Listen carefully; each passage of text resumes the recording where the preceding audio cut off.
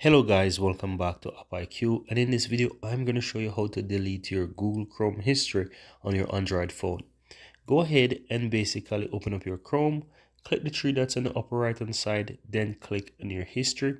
Now from here you'll find your history of websites.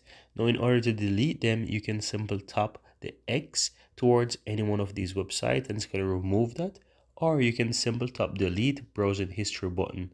You can simply click on the word in blue that says delete browsing history and you'll be able to see your browsing history here. Here you can choose if you want to remove tabs or passwords, or you can also delete, cache images, cookies, data, whatever it is. Go ahead and choose whatever you want to delete. Now you can also delete by time. So as you can see, it says the last hour.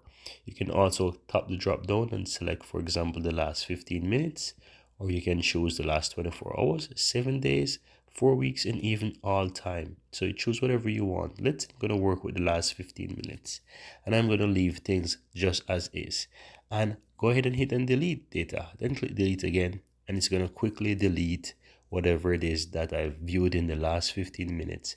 And all you have to do, guys, is just simple wait for it to delete those data for you, and that's all there is to it. Very easy and very simple.